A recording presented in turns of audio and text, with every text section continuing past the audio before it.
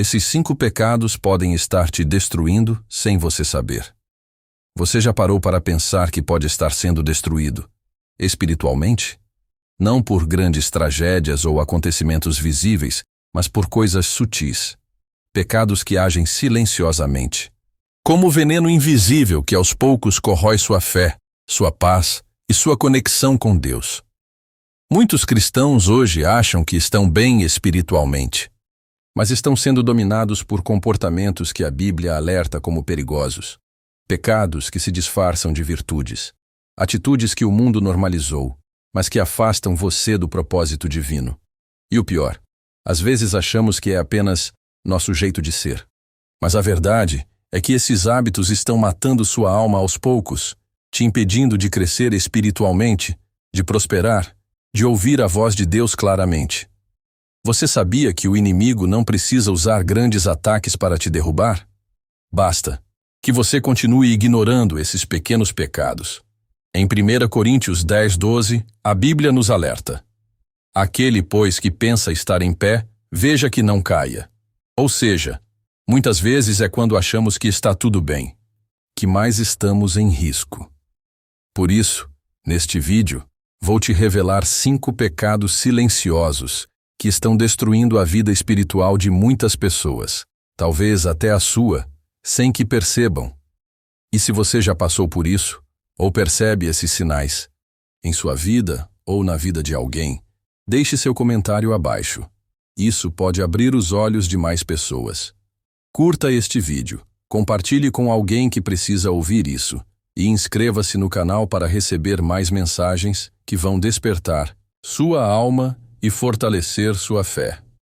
O orgulho disfarçado de autoconfiança. Você já ouviu alguém dizer: eu me basto, não preciso de ninguém? Ou até frases como: sou assim mesmo, quem quiser que me aceite desse jeito?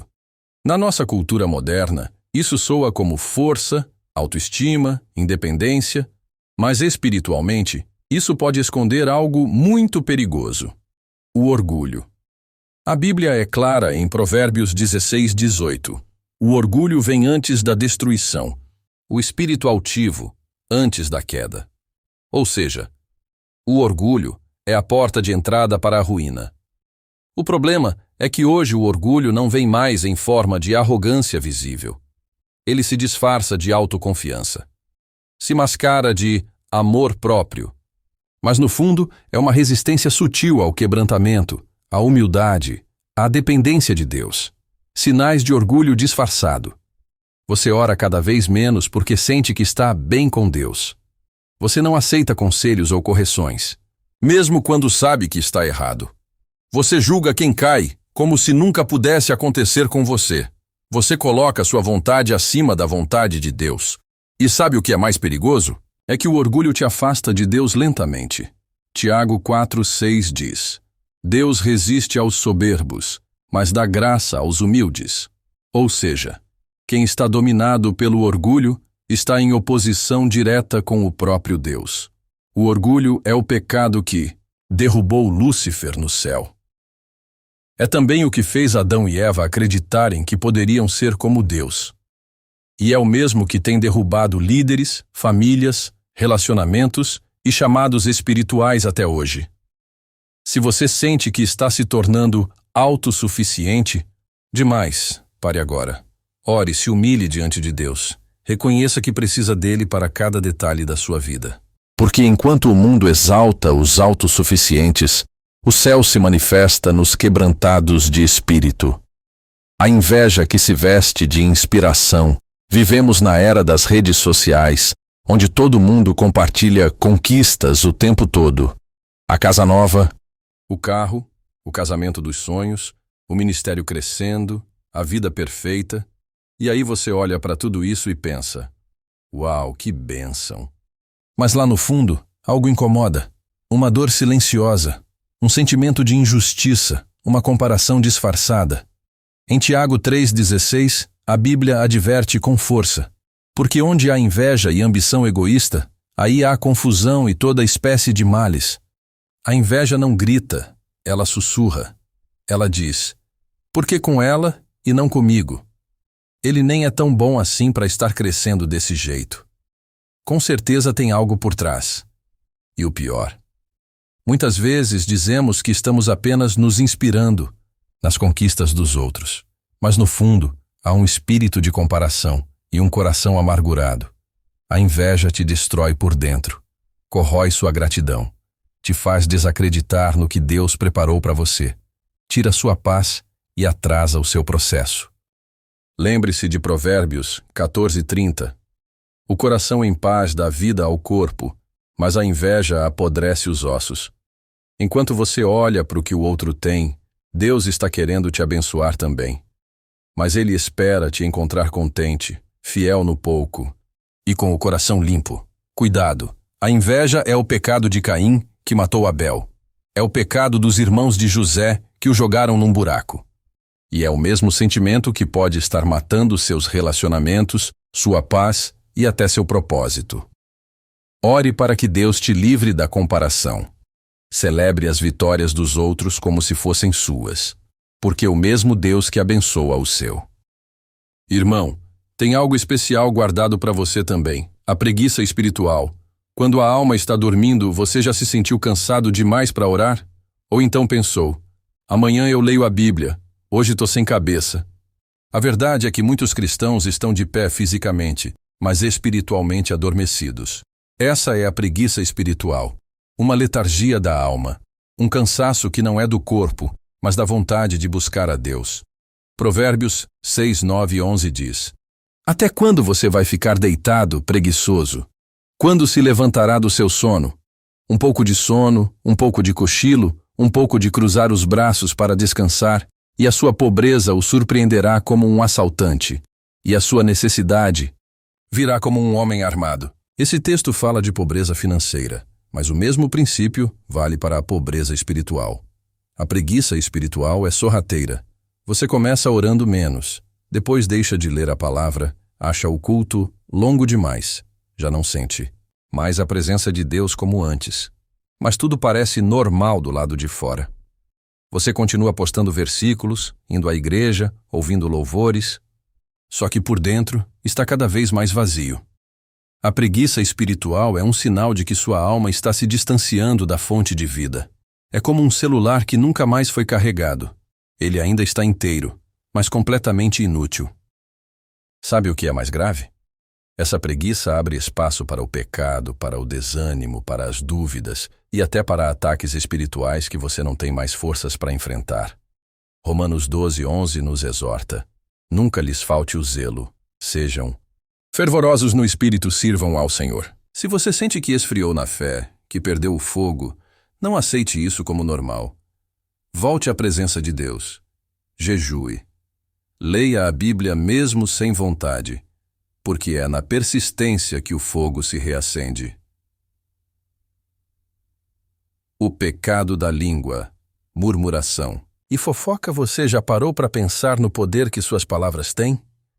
Elas podem curar ou destruir. E infelizmente muitas pessoas estão se afastando da bênção de Deus simplesmente por não controlarem a própria língua. Tiago 1:26 diz: Se alguém cuida ser religioso e não refreia a sua língua, engana o seu coração, e a sua religião é vã. Ou seja, não adianta parecer espiritual se sua boca está contaminada. A murmuração começa com frases como: nada dá certo na minha vida. Deus abençoa todo mundo, menos eu. Esse ministério não vai para frente. A fofoca vem disfarçada de preocupação. Você viu o que aconteceu com fulano? Vamos orar por ele. Mas olha, não é por mal, mas eu soube que aquela irmã está desviada.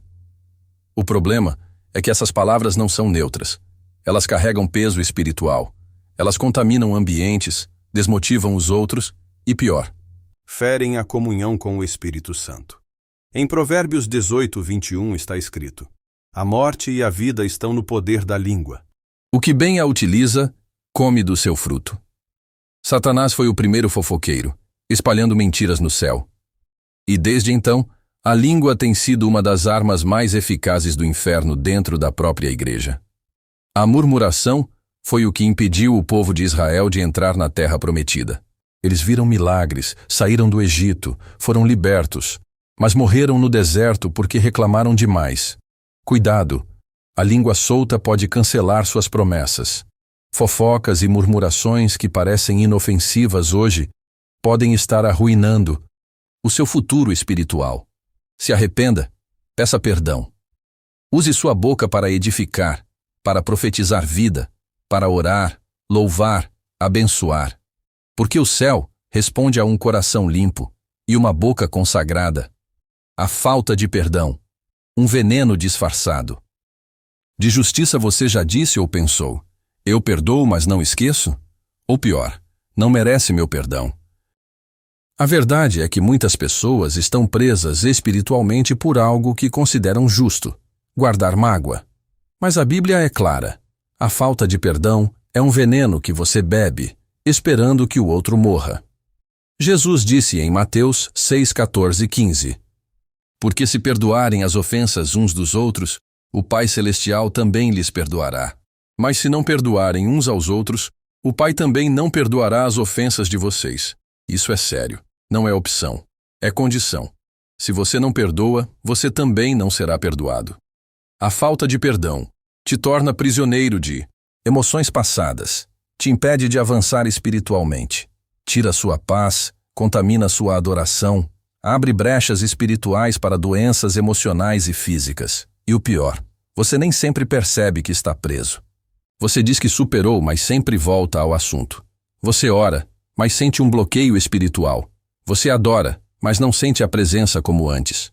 Tudo isso pode ser sinal de que há uma raiz de amargura ainda viva no seu coração. Hebreus 12:15 diz: tenham cuidado para que ninguém se exclua da graça de Deus, que nenhuma raiz de amargura brote e cause perturbação, contaminando muitos. Você não perdoa porque o outro merece. Você perdoa porque você precisa ser livre. O perdão não muda o passado, mas cura o presente e liberta o futuro. Jesus perdoou seus agressores enquanto ainda estava sendo crucificado. Quem somos nós para reter o perdão? Se tem alguém que ainda ocupa esse espaço dentro do seu coração, mesmo que seja em silêncio, é hora de liberar. Não por eles, mas por você, pela sua paz, pela sua salvação. Agora que você ouviu tudo isso, pare e reflita. Será que um desses 5 pecados silenciosos já se infiltrou na sua vida? Talvez você tenha se reconhecido no orgulho que parecia autoconfiança, ou na inveja disfarçada de inspiração, na preguiça espiritual que esfria a alma, nas palavras que ferem mais do que curam, ou no coração endurecido pelo rancor. A verdade é que todos nós estamos sujeitos a cair nessas armadilhas, mas o Espírito Santo está te despertando hoje. Não foi por acaso que você clicou neste vídeo. Não foi à toa que ficou até aqui.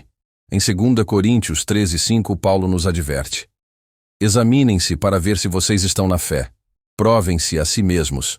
Ou seja, essa é a hora de olhar para dentro, de confrontar o que está escondido. Ignorar esses pecados pode estar atrasando sua vida, seu ministério, suas respostas de oração, sua paz e até sua salvação. Mas a boa notícia é: Deus está te chamando de volta. Ele ainda está com os braços abertos. O arrependimento verdadeiro limpa, renova e restaura. Faça isso hoje, ore com sinceridade. Peça que o Espírito Santo revele áreas da sua vida que precisam ser curadas. E comece a mudança de dentro para fora. Se esse vídeo falou com você, deixe aqui nos comentários: Senhor, eu quero ser liberto. Vamos orar juntos por restauração e santidade. Curta este vídeo, envie para alguém que precisa ouvir essa palavra e se inscreva no canal para continuar recebendo conteúdos que vão alimentar sua alma e te aproximar de Deus. Lembre-se, Deus não quer apenas te abençoar, Ele quer te transformar.